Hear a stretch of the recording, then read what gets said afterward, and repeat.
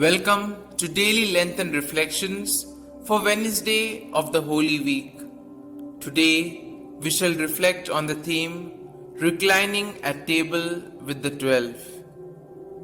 The Gospel presents us with that Last Supper that Jesus shared with those of his inner circle. They had heard him preach so powerfully, act so compassionately, and yet, in a matter of hours, they would all fail him in some way or another. One might ask, who would want to share a Last Supper with one such as these?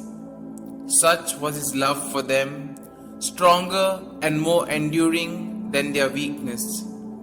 He probably saw beyond all that. He saw something that was deep within them, something that could be saved, redeemed, raised up, and given new life. In the end, they all came back, except Judas. Who knows if the love of Christ somehow won over even him in his last moments. Jesus continues to recline at table with each and every one of us at each and every Eucharist. He does so despite our weakness and our brokenness, despite our conflicted nature. Such is his love for us. Even though we give up on him, he does not give up on us. He sees something deep within as well to be saved, redeemed, raised, and given new life. Yet, he doesn't give up on us.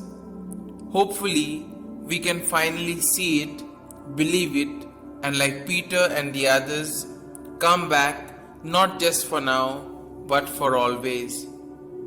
In the Gospel, we see clearly that Jesus knows exactly who the traitor is. Jesus knew that one of his loyal disciples, who is sitting beside him, would betray him. Today, we betray Jesus in various ways by sinning against him and his commandments. Perhaps we need to introspect and see in what ways and means are we betraying Jesus. The Lord is always merciful with us and always forgives our sins.